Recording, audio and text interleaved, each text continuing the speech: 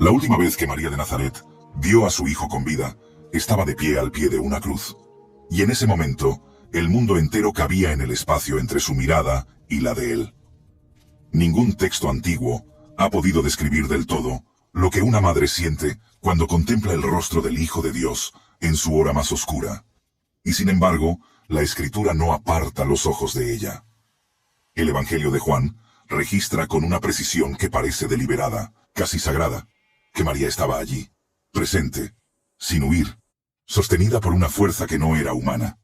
Y cuando todo terminó, cuando el cuerpo fue descendido y envuelto en lienzos, cuando el silencio del sábado cayó sobre Jerusalén como una losa de piedra, surge una pregunta que los siglos han repetido sin cesar. ¿A dónde fue María después?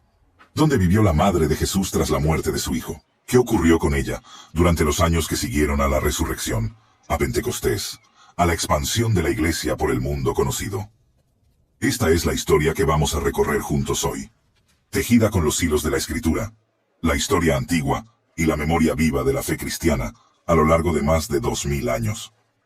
Para comprender dónde vivió María después de la muerte de Jesús, es necesario regresar primero al momento preciso en que se le confió su futuro. El Evangelio de Juan, el único de los 4 que coloca a un discípulo varón al pie de la cruz, narra en el capítulo 19 un episodio que determina todo lo que vendrá después. Jesús, desde la cruz, vio a su madre y al discípulo amado de pie junto a ella, y dijo: «Mujer, ahí tienes a tu hijo». Luego dijo al discípulo: «Ahí tienes a tu madre». Y desde aquella hora, el discípulo la recibió en su propia casa. Este discípulo, a quien la tradición cristiana ha identificado de manera prácticamente universal como Juan el Apóstol, hijo de Zebedeo, se convirtió desde ese instante en el guardián humano de María. No era un encargo menor ni simbólico.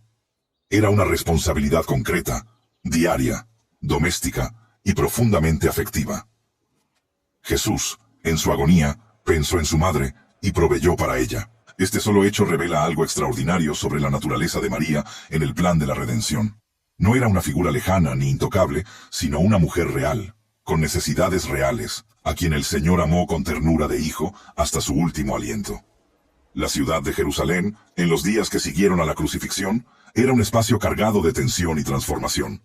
Los discípulos se habían reunido en el aposento alto, ese mismo lugar donde horas antes habían compartido la última cena con el Maestro. El libro de los Hechos de los Apóstoles abre su narración precisamente con esa escena de comunidad reunida, y en el primer capítulo, versículo 14, se menciona a María con una brevedad que, sin embargo, contiene un peso teológico enorme. Todos estos perseveraban unánimes en oración y ruego, con las mujeres, y con María, la madre de Jesús, y con sus hermanos. María estaba allí, no al margen, no en las afueras de la historia, sino en el centro mismo del nacimiento de la Iglesia. Estaba presente en el aposento alto, cuando los 120 esperaban la promesa del Padre. Estaba orando junto a los apóstoles, cuando el Espíritu Santo descendió en Pentecostés como viento recio y lenguas de fuego. María fue testigo del nacimiento de la Iglesia, la misma Iglesia que durante siglos la veneraría como figura central de la fe. Hay algo profundamente conmovedor en esa imagen. La mujer que había recibido al Espíritu Santo en su vientre para concebir al Hijo de Dios, ahora recibía de nuevo al mismo Espíritu en el aposento alto, junto a todos los que habían creído. Pero Jerusalén no sería para siempre el hogar de María. La historia de los primeros años del cristianismo es también la historia de una comunidad que enfrentó presión creciente, dispersión y persecución. Esteban fue lapidado. Jacobo, el hermano de Juan, fue ejecutado por orden de Herodes Agripa. Los creyentes se dispersaron por Judea, Samaria y las regiones más lejanas del mundo conocido, llevando consigo la fe en el Mesías resucitado. En este contexto de movimiento y expansión, María se encontraba bajo la tutela de Juan. Y la pregunta que la historia ha debatido con más intensidad es precisamente hacia dónde se dirigió ese discípulo amado, y si María lo acompañó. Dos tradiciones antiguas, sostenidas por siglos de memoria cristiana y respaldadas por evidencia histórica de naturaleza muy distinta, reclaman haber sido el hogar final de la Madre de Jesús, Jerusalén y Éfeso. Ambas merecen ser examinadas con detenimiento y honestidad, porque ambas dicen algo verdadero sobre la María que la Escritura nos presenta. La tradición jerusalemita es la más antigua en términos de registro escrito y memoria litúrgica. Desde los primeros siglos del cristianismo, la comunidad de Jerusalén conservó una memoria viva sobre los lugares asociados a María. El Monte Sión, que en el siglo I era un barrio residencial de la ciudad alta, donde vivían familias pudientes y donde se ubicaba el aposento alto, fue identificado tempranamente como el lugar donde María habría vivido y muerto. Los peregrinos, que comenzaron a llegar a Tierra Santa desde el siglo IV en adelante, encontraron en ese lugar una basílica dedicada a su memoria. La tradición también señalaba el Valle del Cedrón, al pie del Monte de los Olivos, como el lugar de la dormición y sepultura de María. La Basílica de la Tumba de la Virgen, construida en ese lugar durante el período bizantino, y que aún existe hoy, aunque transformada por sucesivas reconstrucciones, atestigua la profundidad de esa memoria local. Los primeros obispos de Jerusalén, hombres que vivieron apenas una o dos generaciones después de los apóstoles, transmitieron la creencia de que María había permanecido en la ciudad santa hasta el final de su vida. Esta tradición tiene el peso de la continuidad. Es la memoria de una comunidad que nunca se fue del lugar, que custodió los sitios con fidelidad, generación tras generación.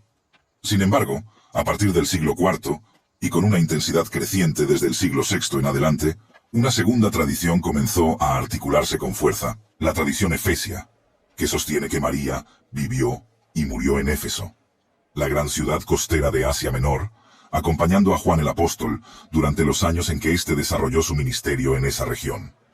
Para comprender esta tradición, es necesario entender primero quién era Éfeso y qué lugar ocupaba en el mundo del primer siglo. Éfeso era una de las ciudades más importantes del Imperio Romano en el Mediterráneo Oriental, con una población que se estima entre 200.000 y 300.000 habitantes en su apogeo. Era un centro comercial, cultural y religioso de primera magnitud, sede de uno de los templos más célebres del mundo antiguo, el Artemision, dedicado a la diosa Artemisa, considerado una de las 7 maravillas del mundo antiguo. Era también un nodo vital de las rutas marítimas y terrestres que conectaban el Oriente con el Occidente, lo que la convertía en un lugar estratégico para la expansión del Evangelio. Pablo de Tarso reconoció esa importancia y dedicó a Éfeso uno de sus períodos misioneros más prolongados, describiendo en su primera carta a los Corintios que en esa ciudad se le había abierto una puerta grande y eficaz, aunque con muchos adversarios. La presencia de Juan en Éfeso está documentada por fuentes que datan del siglo II, y hay consenso amplio entre los historiadores de la Iglesia primitiva en que el apóstol pasó los últimos decenios de su vida en esa ciudad, donde habría escrito su Evangelio, sus cartas y posiblemente el Apocalipsis. Aunque sobre este último punto existen debates que no afectan al tema central de esta narración. Lo que sí resulta significativo es que si Juan vivió en Éfeso, y si la instrucción de Jesús desde la cruz fue que María viviera en la casa del discípulo amado, entonces existe una lógica narrativa poderosa que vincula a María con Éfeso. No es una lógica meramente sentimental, es la lógica de la obediencia filial y apostólica. Juan habría llevado a María consigo, no porque fuera conveniente, sino porque así lo había ordenado el Señor. La evidencia arqueológica más sorprendente que respalda la tradición efesia surgió en el siglo XIX, en circunstancias que mezclan la historia con lo extraordinario. Una religiosa alemana llamada Anne Catherine Emmerich, quien vivió entre 1774 y 1824, y que nunca había viajado a Tierra Santa, ni tenía medios para hacerlo, describió en sus visiones místicas, con una precisión asombrosa, la ubicación y características de la casa donde María habría vivido cerca de Éfeso, en la colina de Bulbulda, también llamada la colina del Ruiseñor, a aproximadamente 7 kilómetros de la antigua ciudad. Sus descripciones incluían detalles sobre la orientación de la estructura, los materiales de construcción, la presencia de agua cercana y la disposición del terreno. Décadas después de su muerte, un grupo de sacerdotes lazaristas, movidos en parte por esas descripciones, realizó una expedición arqueológica en 1891 y encontró en ese lugar exacto las ruinas de una pequeña estructura de piedra que los habitantes de la región, que eran en su mayoría griegos ortodoxos, ya llamaban Panaya Kapulu, es decir, la Puerta de la Virgen, y que veneraban como el hogar de María. Las ruinas datan en su base más antigua de una época que los arqueólogos sitúan en el primer siglo de la era cristiana, aunque las estructuras superiores corresponden a reconstrucciones medievales. La convergencia entre la descripción visionaria y el hallazgo arqueológico es uno de los episodios más debatidos y fascinantes de la historia de la arqueología cristiana. El lugar fue restaurado y convertido en santuario, y desde entonces ha sido visitado por millones de peregrinos de todo el mundo, entre ellos varios papas en el siglo XX y XXI.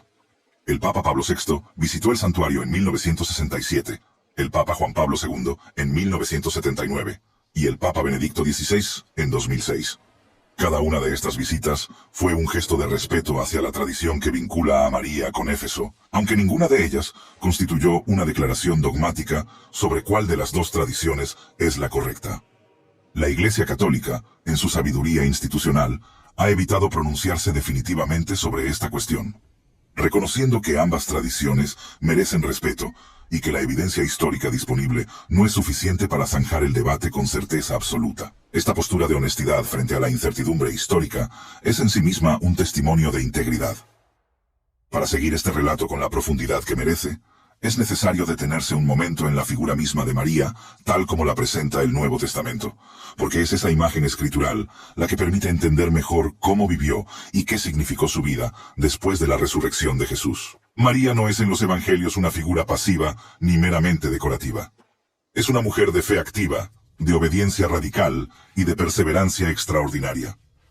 Su primera aparición en el Evangelio de Lucas es una escena de anunciación en la que un ángel le comunica algo que ningún ser humano antes que ella había escuchado: que concebiría al Hijo del Altísimo por obra del Espíritu Santo. La respuesta de María ante ese anuncio sobrenatural revela la textura de su carácter. He aquí la sierva del Señor. Hágase conmigo conforme a tu palabra. No hay en esas palabras resignación ni pasividad. Hay una entrega consciente, deliberada y total de la propia voluntad al propósito de Dios. Es la respuesta de alguien que ha comprendido que la grandeza no consiste en controlar el propio destino, sino en rendirlo al Señor que conoce el final desde el principio. El cántico que María entona inmediatamente después, conocido en la tradición litúrgica cristiana como el Magnificat, es uno de los textos más poderosos del Nuevo Testamento y uno de los menos comprendidos en su radicalidad teológica. Lucas, capítulo 1, versículos 46 al 55, registra las palabras exactas. Engrandece mi alma al Señor, y mi espíritu se regocija en Dios mi Salvador, porque ha mirado la bajeza de su sierva. Pues he aquí, desde ahora me dirán bienaventurada todas las generaciones. El Magnificat no es una canción de resignación devota. Es un himno de revolución teológica. Proclama que Dios derriba a los poderosos de sus tronos y exalta a los humildes, que llena de bienes a los hambrientos y a los ricos los envía vacíos. María cantó estas palabras cuando tenía, según las estimaciones históricas más razonables, entre 14 y 16 años, en una aldea insignificante de Galilea, en una familia sin poder ni influencia. Y sin embargo, sus palabras han resonado durante 2 milenios en monasterios, catedrales, capillas rurales y reuniones de creyentes en todos los continentes. Dios no eligió a María porque fuera poderosa. La eligió porque era fiel. Y esa elección transformó la historia del mundo. Durante los años del ministerio público de Jesús, la relación entre madre e hijo presenta matices que vale la pena examinar con cuidado, porque revelan algo importante sobre la naturaleza de la misión mesiánica y sobre la posición única que María ocupaba en ella. En las bodas de Caná, narradas en Juan capítulo 2, María se acerca a Jesús cuando el vino se ha acabado y le dice simplemente: «No tienen vino». La respuesta de Jesús: «¿Qué tienes conmigo, mujer? Mi hora aún no ha llegado», ha sido objeto de interpretaciones muy diversas a lo largo de los siglos. Lo que resulta evidente, sin embargo, es que María no interpretó esas palabras como una negativa definitiva.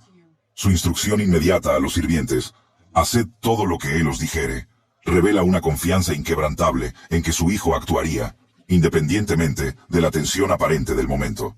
Y Jesús actuó, convirtió el agua en vino, realizó su primera señal pública, y manifestó su gloria. María fue el instrumento humano que hizo posible ese primer milagro, no porque tuviera autoridad sobre el Hijo de Dios, sino porque su fe lo anticipó. Caná es, entre otras cosas, una parábola de la intercesión.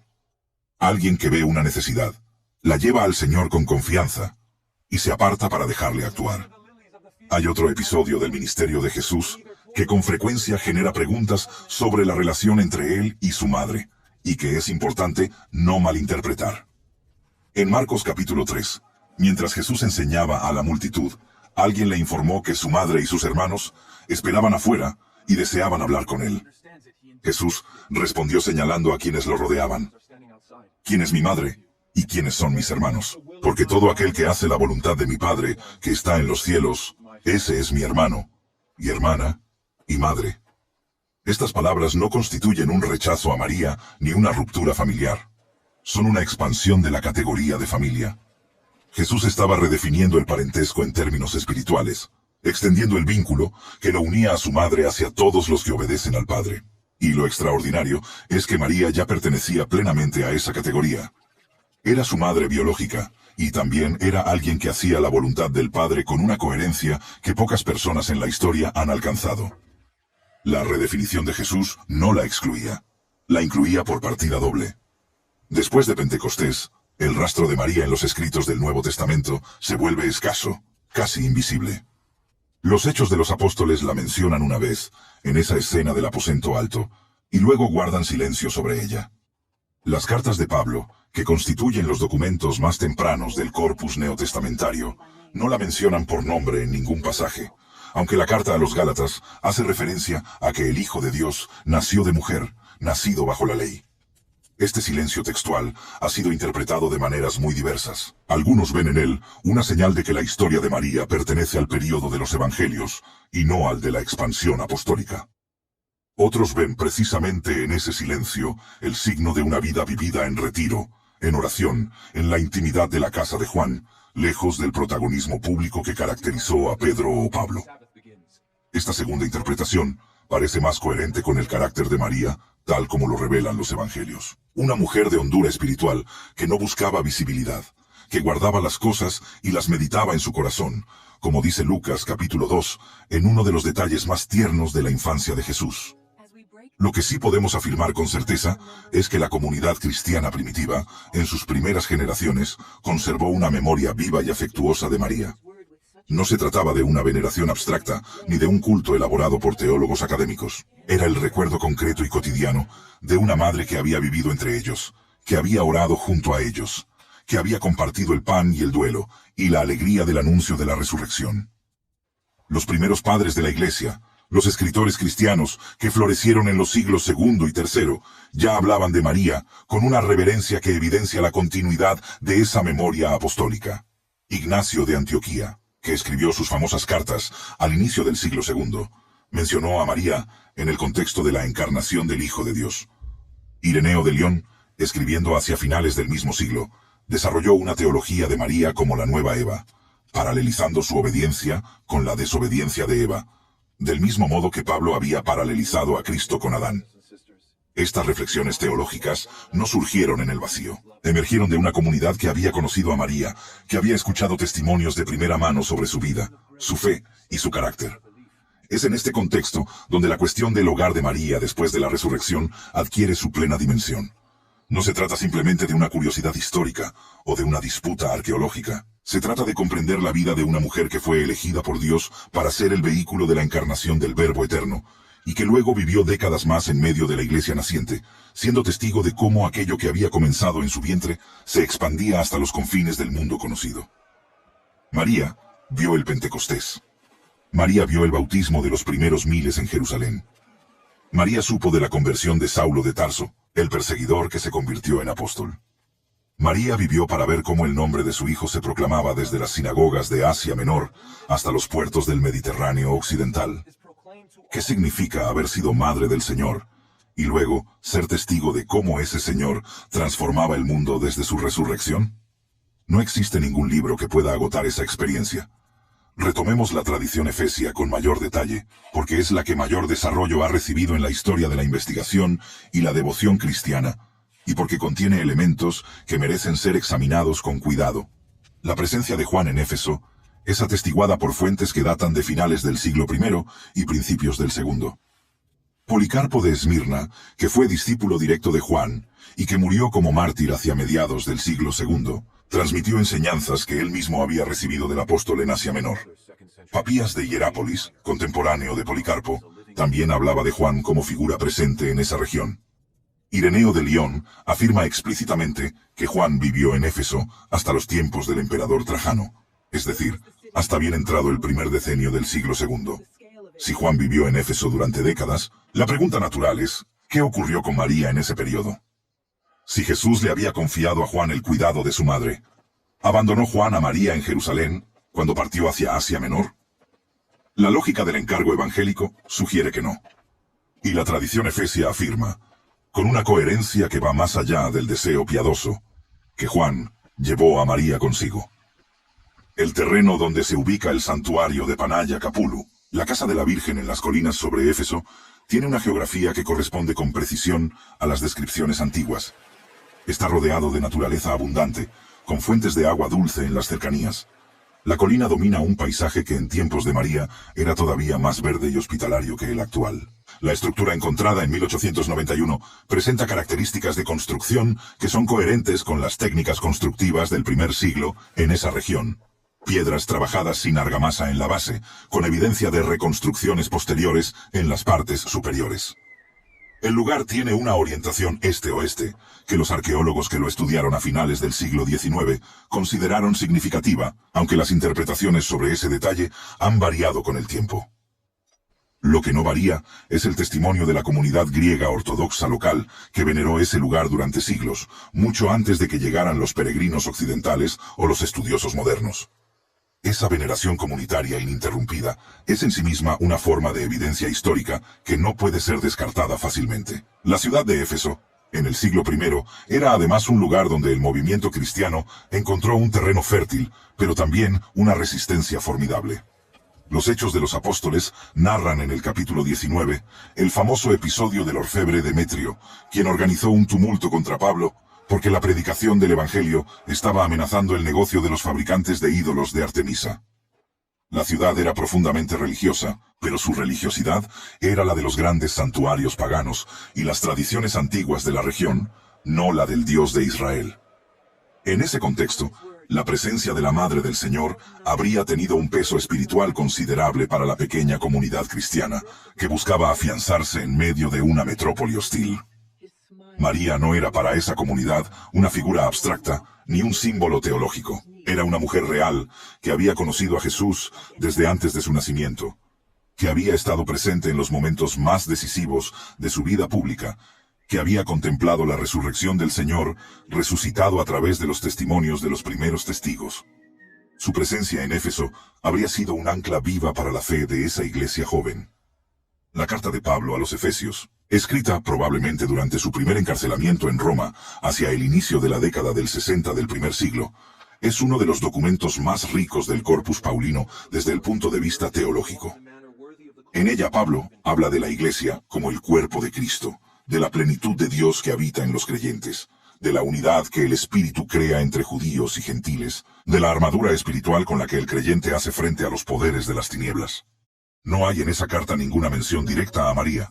Sin embargo, la profundidad teológica de esa comunidad, su capacidad para recibir enseñanzas sobre los misterios más altos de la fe, podría estar relacionada con la presencia en ella de personas que habían conocido al Señor de manera directa, entre ellas, posiblemente la propia Madre de Jesús. Cuando Pablo escribe en Efesios capítulo 1 que Dios nos escogió en él antes de la fundación del mundo, estaba escribiendo a una iglesia que quizás había escuchado de labios de María misma, cómo el ángel le había anunciado que el Altísimo la había elegido para ser la madre del Hijo de Dios. La teología de la elección divina no era para esa comunidad una abstracción académica. Era la historia de una mujer de Nazaret, a quien Dios había llamado por nombre. Hay un aspecto de la vida de María después de la resurrección, que con frecuencia se pasa por alto en las discusiones sobre su hogar físico, y que merece toda la atención: su papel como memoria viva de la encarnación. En los primeros años de la Iglesia, antes de que se escribieran los Evangelios, antes de que existieran los documentos que hoy leemos como el Nuevo Testamento, los testimonios sobre la vida de Jesús se transmitían oralmente, de boca en boca, de comunidad en comunidad. María era, en ese contexto, una fuente irreemplazable. Ella era la única persona en el mundo que podía hablar de Jesús desde antes de su nacimiento. Ella conocía la historia de la Anunciación. Ella había vivido los años de la infancia en Belén y el regreso a Nazaret. Ella había estado presente en el templo cuando el niño de 12 años asombró a los maestros de la ley con su sabiduría, y ella había guardado en su corazón esa escena durante décadas. Muchos estudiosos de los evangelios han señalado que los relatos de la infancia de Jesús en Lucas, con su riqueza de detalles íntimos y su perspectiva tan claramente materna, podrían derivar en última instancia de tradiciones que se remontan a la propia María. Lucas mismo menciona 2 veces que María guardaba todas estas cosas, meditándolas en su corazón. Eso es la descripción de una testigo que no olvida, que no disminuye, que preserva con fidelidad lo que le fue dado. Imaginemos por un momento lo que significaba ser María en los años que siguieron a Pentecostés. Había visto a su hijo morir en la cruz, había vivido el horror del viernes y el silencio del sábado, y luego había escuchado el anuncio de la resurrección y había visto al Señor resucitado, según sostiene la tradición cristiana, aunque los evangelios no narren explícitamente esa aparición. Había estado presente cuando el Espíritu Santo descendió sobre los discípulos. Había visto a Pedro proclamar con valentía el nombre de aquel a quien el mundo había crucificado. Había visto bautizarse en un solo día a 3.000 personas. Había sido testigo del nacimiento de algo que ningún ojo humano había visto antes. Una comunidad definida no por la sangre ni por la geografía, sino por la fe en el Mesías resucitado. ¿Cómo vive una mujer con todo ese peso y toda esa gloria en el corazón? La Escritura nos da una pista en ese versículo de los Hechos que la ubica en el aposento alto, perseverando en oración. María vivió en oración. Ese era su hogar más verdadero, más duradero que cualquier ciudad o cualquier casa de piedra. La cuestión de cuándo murió María es otra de las grandes preguntas que la historia no puede responder con certeza. La Escritura no registra su muerte. Las fuentes extrabíblicas más antiguas sobre el final de su vida son documentos conocidos como los Evangelios apócrifos de la dormición, que comenzaron a circular en el siglo IV y V, y que narran con riqueza de detalles, pero con escasa fiabilidad histórica, los últimos momentos de María, su partida de este mundo y su asunción al cielo. Estos textos tienen un valor para comprender la devoción mariana popular de los primeros siglos del cristianismo, pero no son fuentes históricas en el sentido riguroso del término. Lo que sí podemos calcular con cierta aproximación es el marco cronológico. Si María tenía entre 14 y 16 años en el momento de la Anunciación, y si Jesús comenzó su ministerio cuando tenía alrededor de 30 años, y si María vivió varias décadas después de Pentecostés, es posible que haya muerto en algún momento entre el año 50 y el 70 de la era cristiana, cuando tendría entre 60 y 80 años, una edad avanzada para los estándares de la época. Eso significa que María vivió lo suficiente para ver cómo la Iglesia se expandía por todo el Imperio Romano, para escuchar los relatos de los viajes misioneros de Pablo, para saber que el nombre de su hijo se proclamaba en lugares que ella nunca había visitado. Antes de continuar, me gustaría preguntarte algo que me lleva reflexionando desde que comencé a escribir este guión. Si pudieras hacer una sola pregunta a María sobre su vida después de la resurrección de Jesús, ¿qué le preguntarías? Cuéntamelo en los comentarios. Me encantaría leer lo que llevas en el corazón. La tradición de la dormición de María, es decir, el modo en que la Iglesia ha comprendido el final de su vida terrenal, merece una atención especial porque conecta directamente con la cuestión de dónde vivió. La doctrina católica de la Asunción de María, definida dogmáticamente en 1950 por el Papa Pío XII, afirma que María fue llevada en cuerpo y alma a la gloria celestial al final de su vida terrenal. La Iglesia Ortodoxa comparte una creencia muy similar, expresada en la festividad de la Dormición de la Theotokos, que se celebra el 15 de agosto. Estas son formulaciones doctrinales tardías desde el punto de vista del registro histórico, pero se nutren de una tradición mucho más antigua que afirma que María, la Madre del Señor, no permaneció sujeta a la corrupción del sepulcro, sino que fue glorificada de una manera que corresponde a su vocación única en la historia de la salvación. Esta creencia, independientemente de la posición teológica que cada creyente adopte frente a ella, dice algo sobre cómo la Iglesia comprendió a María desde muy temprano, no como una figura meramente histórica, sino como alguien cuyo destino eterno estaba inseparablemente vinculado a la victoria de su Hijo sobre la muerte. Lo que resulta llamativo desde el punto de vista histórico es que ninguno de los dos lugares que reclaman ser el hogar final de María, ni Jerusalén, ni Éfeso, ha podido presentar reliquias de María que sean ampliamente aceptadas. Esto es un dato significativo. En la iglesia antigua, las reliquias de los mártires y los santos eran custodiadas con extremo celo, y su autenticidad era defendida con fiereza.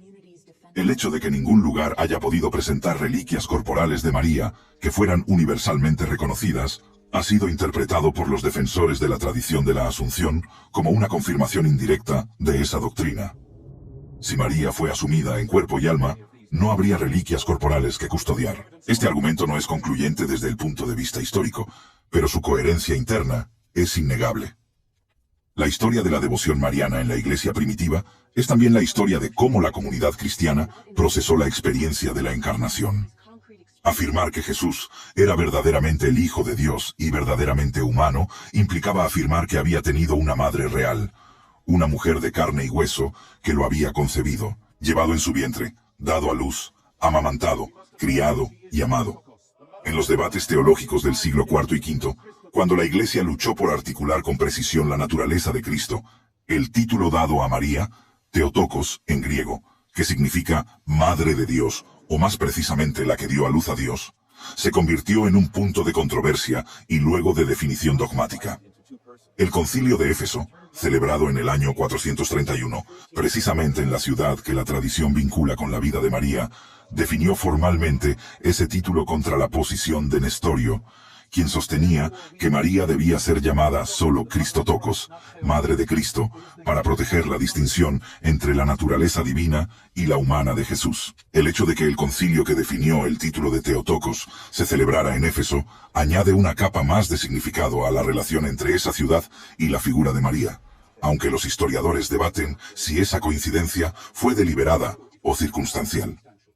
Para muchos creyentes, la cuestión de dónde vivió María físicamente, ya sea en Jerusalén o en Éfeso, es secundaria frente a la pregunta más profunda. ¿Qué significa la vida de María para mi fe hoy?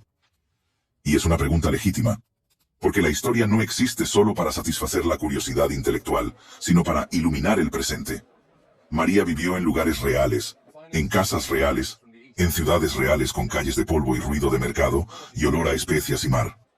Pero lo que la hace única no es la geografía de su vida, sino la calidad de su fe. Ella dijo sí a Dios cuando no tenía garantías de cómo resultaría ese sí. Ella estuvo de pie al pie de la cruz, cuando todo parecía indicar que el proyecto de Dios había fracasado. Ella perseveró en oración en el aposento alto, cuando los discípulos todavía procesaban el trauma de la pérdida y la maravilla de la resurrección. María es el modelo de lo que significa caminar con Dios, a través de lo incomprensible, sin soltar la mano del Señor, aunque la oscuridad sea tan densa que no se vea el siguiente paso. Hay un detalle en la narrativa del cuarto evangelio que suele pasar inadvertido, pero que ilumina de manera poderosa la posición de María en la comunidad de los discípulos. Cuando Juan narra la escena del sepulcro vacío en el capítulo 20, describe cómo María Magdalena corrió a dar la noticia a Pedro y al discípulo amado, y cómo ellos dos corrieron al sepulcro. El discípulo amado llegó primero, se asomó y vio los lienzos, pero no entró. Pedro entró primero, y luego el discípulo amado, y el texto dice que vio y creyó. Hay algo significativo en el hecho de que Juan, el discípulo amado, el guardián de María, fuera el primero en creer ante el sepulcro vacío.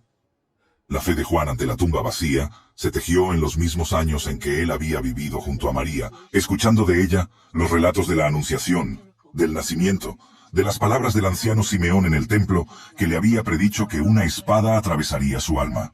Juan creyó ante el sepulcro vacío con los oídos llenos de la historia que María le había contado.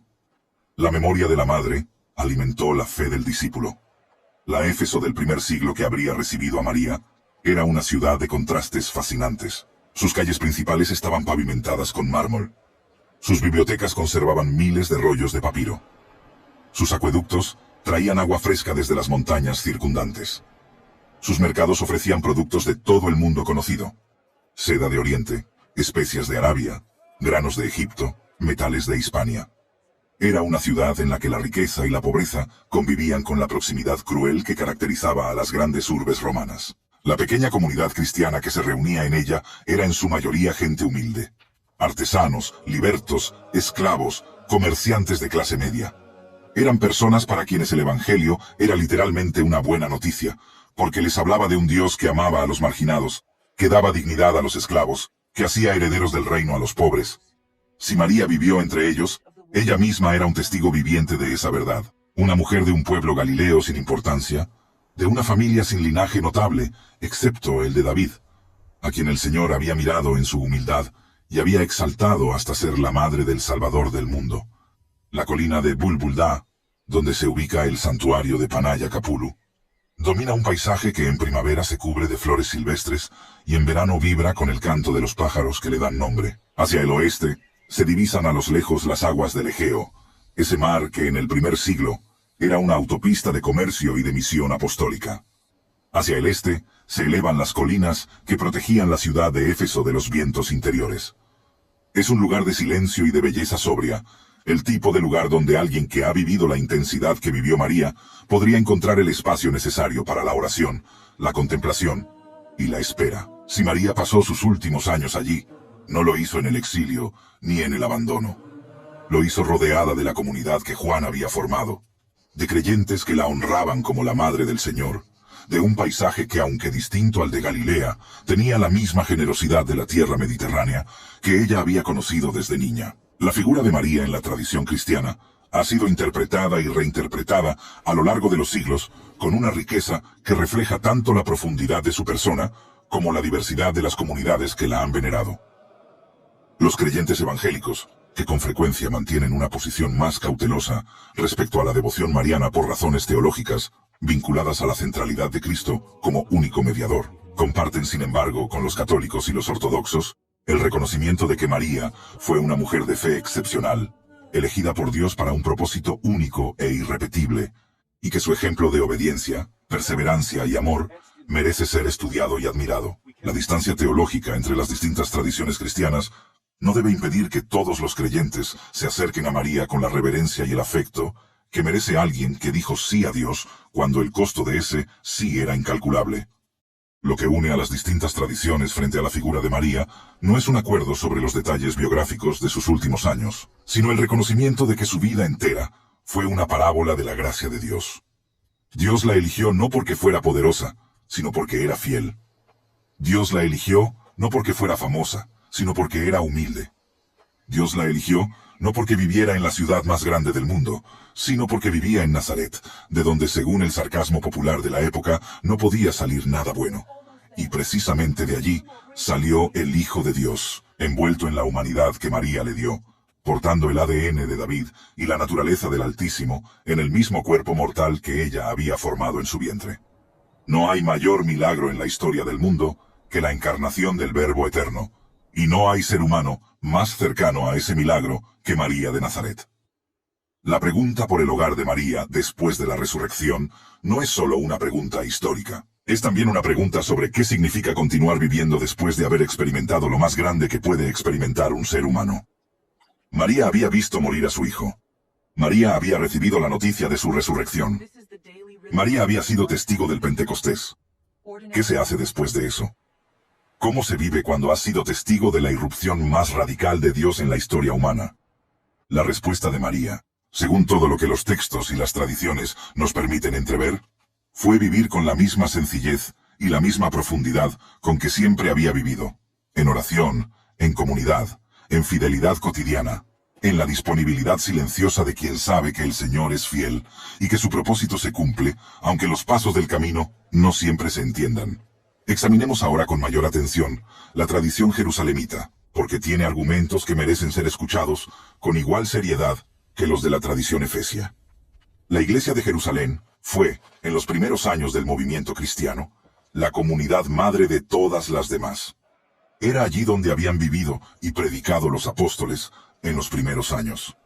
Era allí donde Jacobo, el hermano del Señor, ejerció un liderazgo reconocido hasta su muerte, ocurrida según los historiadores alrededor del año 62 de la era cristiana. Era allí donde se tomaron las decisiones fundamentales que definieron la identidad del movimiento cristiano frente al judaísmo y frente al mundo gentil. En ese contexto, la presencia de María en Jerusalén durante los primeros años después de Pentecostés es prácticamente indudable. Los hechos la ubican allí. La pregunta es, ¿qué ocurrió después? Si permaneció en Jerusalén hasta el final de su vida, o si partió con Juan hacia Asia Menor. Los defensores de la tradición jerusalemita señalan que la comunidad cristiana de esa ciudad conservó desde muy temprano sitios específicos asociados a la memoria de María. El aposento alto en el monte Sión, la ruta que la devoción popular identificaba con su morada. El Valle del Cedrón, con su tradición de tumba y dormición. Todo esto constituye un mapa de memoria colectiva que no puede ser simplemente descartado. En el mundo antiguo, las comunidades no inventaban lugares sagrados caprichosamente. Los veneraban porque alguien los había conocido, porque alguien había vivido o muerto allí, porque la memoria de un testigo ocular se había transmitido cuidadosamente de generación en generación. La tradición de Jerusalén es la más antigua en términos de registro continuo, y su persistencia a través de las sucesivas dominaciones políticas de la ciudad, romana, bizantina, persa, árabe, cruzada, otomana y moderna, sugiere una raíz más profunda que el simple deseo piadoso. Hay también un argumento teológico que con frecuencia se pasa por alto en esta discusión. Si Jesús confió a María al cuidado de Juan desde la cruz, ¿por cuánto tiempo duró ese encargo? ¿Era una disposición para toda la vida de María, o solo para el período inmediatamente posterior a la crucifixión, cuando María necesitaba más apoyo? Es posible que Juan haya permanecido en Jerusalén durante los primeros años, cuidando de María allí, y que solo haya partido hacia Asia Menor después de la muerte de ella. En ese caso, María habría vivido y muerto en Jerusalén, y Juan habría continuado solo su ministerio en Éfeso. Esta secuencia temporal es perfectamente coherente con la escasez de información explícita sobre la presencia de María en Éfeso, y explicaría por qué la tradición local de Jerusalén sobre los sitios marianos es tan antigua y tan arraigada. Lo que resulta irresolvible desde el punto de vista estrictamente histórico es cuál de las dos tradiciones corresponde más fielmente a lo que realmente ocurrió. Tanto la tradición de Jerusalén como la de Éfeso tienen raíces antiguas, coherencia interna y el respaldo de comunidades que las han preservado con fidelidad durante siglos. Ambas dicen algo verdadero sobre María, que vivió en comunidad, que fue cuidada y honrada por los creyentes, que su vida después de la resurrección fue una vida de fe madura y de presencia espiritual profunda. El debate entre las dos tradiciones no debe generar división en el cuerpo de Cristo, ni transformarse en una disputa académica que pierda de vista lo esencial. María fue la madre del Señor, y su vida entera fue un sí a Dios que cambió la historia del mundo. Existe una dimensión de la historia de María que suele quedar en la sombra cuando la discusión se centra en los debates sobre Jerusalén o Éfeso, y que merece ser traída a la luz, su soledad singular. María fue la única persona en la historia humana que conoció a Jesús desde antes de su nacimiento y que fue testigo de su vida terrenal en su totalidad. Fue la única que lo vio de niño, de adolescente, de joven artesano en el taller de José. Fue la única que lo recordaba cuando aprendió a caminar, cuando pronunció sus primeras palabras, cuando ayudó por primera vez en las tareas del hogar. Toda esa memoria era única e irrepetible, y María la cargaba sola. Los apóstoles habían conocido a Jesús en su vida adulta, en el inicio de su ministerio. María lo conocía desde mucho antes, y ese conocimiento le daba una perspectiva sobre el Señor que ningún otro ser humano en la historia ha tenido. Debe haber sido una carga extraordinaria y un privilegio extraordinario a la vez. Ser la persona que más lo conocía en su humanidad, y saber que ese conocimiento era un tesoro que el mundo necesitaba escuchar. Los primeros años de la Iglesia fueron también años de formación doctrinal intensa. Las preguntas sobre quién era Jesús, sobre la naturaleza de su relación con el Padre, sobre el significado de su muerte y su resurrección, sobre las expectativas de su regreso, ocupaban la mente y el corazón de las primeras comunidades creyentes. María no escribió teología, no predicó en sinagogas, ni fundó iglesias, pero vivió la teología con una profundidad que ningún tratado puede igualar. Cuando alguien en esa primera generación quería saber cómo hablar de la encarnación, cómo explicar que el Verbo eterno había asumido carne humana, podía acudir a María. Ella no lo podía explicar en términos filosóficos griegos, pero podía decir, yo lo amamanté, yo lo vi crecer, yo lo vi reír, yo lo vi llorar. Yo estuve presente cuando transformó el agua en vino en Caná. Yo estuve de pie cuando fue crucificado, y yo sé que resucitó porque la Iglesia vive de ese testimonio. Ningún argumento filosófico sobre la encarnación tiene la fuerza de ese testimonio encarnado.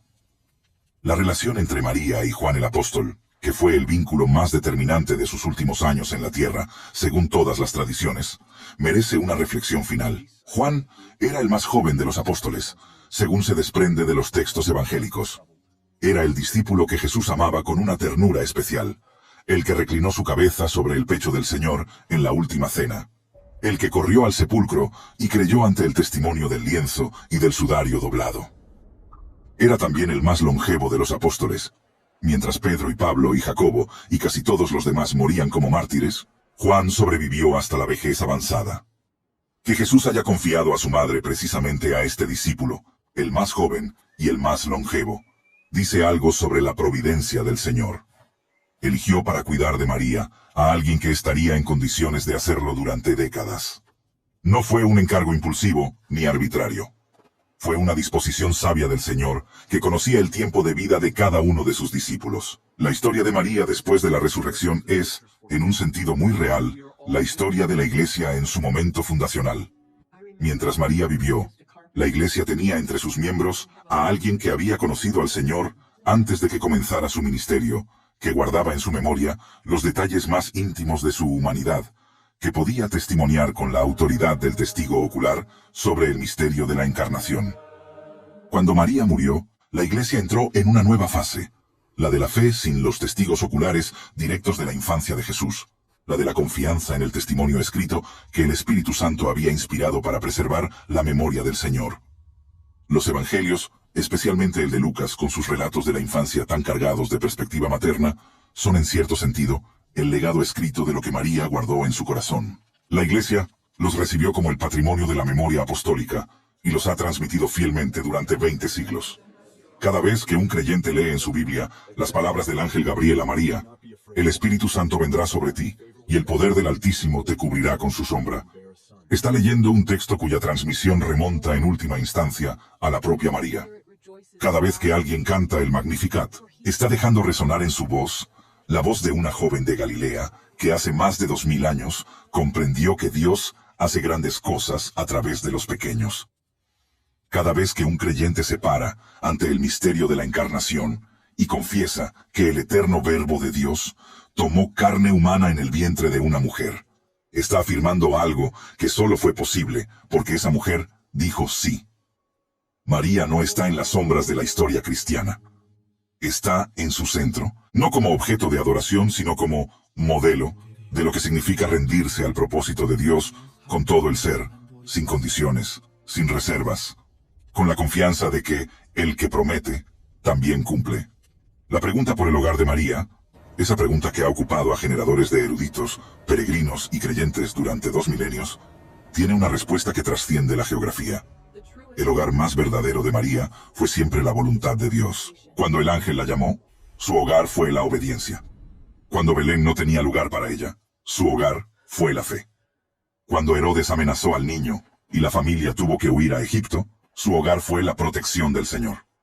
Cuando el ministerio público de Jesús la alejó de él en términos de proximidad cotidiana, su hogar fue la confianza en el propósito divino. Cuando estuvo de pie, al pie de la cruz, su hogar fue el amor que no abandona aunque todo duela. Y cuando el Espíritu Santo descendió en Pentecostés, su hogar fue la presencia de Dios que llena de gloria los lugares humildes.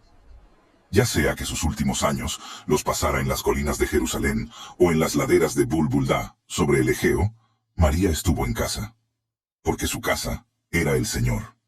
Lo que sí sabemos con certeza, más allá de los debates históricos y arqueológicos, es que María vivió sus últimos años en medio de la Iglesia que su Hijo había fundado con su sangre y había sellado con su resurrección. Vivió rodeada de creyentes que la honraban no con la pompa de los palacios, sino con la sencillez de quienes comprenden que la grandeza verdadera es la del amor humilde. Vivió orando, como la habían encontrado en el aposento alto. Vivió recordando, como Lucas dice que siempre había hecho, guardando las cosas y meditándolas en su corazón. Y vivió esperando, como todos los creyentes de esa primera generación esperaban, la consumación del reino que su Hijo había inaugurado con su resurrección, y que culminaría cuando Él regresara en gloria. Hay algo profundamente consolador en la imagen de María en sus últimos años, sea donde fuere que los haya vivido. Es la imagen de alguien que ha cumplido su misión más grande, que ha dado al mundo al Salvador, y que ahora descansa en la fidelidad del Dios que la llamó. No con la pasividad de quien ha terminado y se ha retirado al margen, sino con la profundidad de quien sigue orando, sigue recordando, sigue siendo un ancla de memoria y de fe para la comunidad que la rodea. María en sus últimos años no era una reliquia del pasado, era un puente vivo entre el momento de la encarnación y el presente de la Iglesia. Era la persona que recordaba a los creyentes más jóvenes, a quienes nunca habían visto al Señor con ojos físicos, que Él era real, que su humanidad era real, que su amor era real, que su resurrección era real. No porque lo hubiera leído en un papiro, sino porque lo había vivido con todo su ser. El viaje que hemos realizado juntos a lo largo de esta narración nos ha llevado a través de las calles de Jerusalén y las laderas de Éfeso, a través de los textos evangélicos y las tradiciones eclesiales, a través de los silencios de la historia y los testimonios de la fe. No hemos podido responder con certeza absoluta a la pregunta de dónde vivió María después de la muerte de Jesús, porque la historia honesta no siempre puede dar certeza donde los registros son fragmentarios. Pero hemos encontrado algo más valioso que una dirección postal. Hemos encontrado el retrato de una mujer cuya vida entera fue una respuesta al llamado de Dios, cuya fe no flaqueó ante ninguna oscuridad, cuyo amor por su Hijo y por el pueblo de Dios fue un testimonio que resonó a través de los siglos y que llega hasta nosotros hoy con toda su fuerza. María vivió donde vivía Juan, vivió donde vivía la iglesia, vivió donde vivía la oración. Y ese hogar, el hogar del Espíritu, el hogar de la comunidad de los creyentes, el hogar de la presencia del Señor resucitado, es un hogar que no tiene ni latitud ni longitud. Es el hogar que se abre cada vez que 2 o 3 se reúnen en su nombre, cada vez que alguien abre la Escritura y escucha la voz de Dios, cada vez que un creyente, en cualquier rincón del mundo, en cualquier momento de la historia, dice con la misma sencillez con que dijo María: hágase en mí conforme a tu palabra. Si este recorrido por la vida de María después de la resurrección tocó algo en tu corazón, te invito a suscribirte a este canal para que no te pierdas los próximos documentales bíblicos que seguiremos construyendo juntos.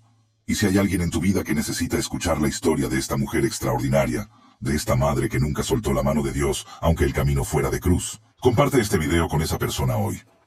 A veces el mensaje que alguien necesita llega a través de nosotros, que somos, como María, simples instrumentos en las manos del Señor.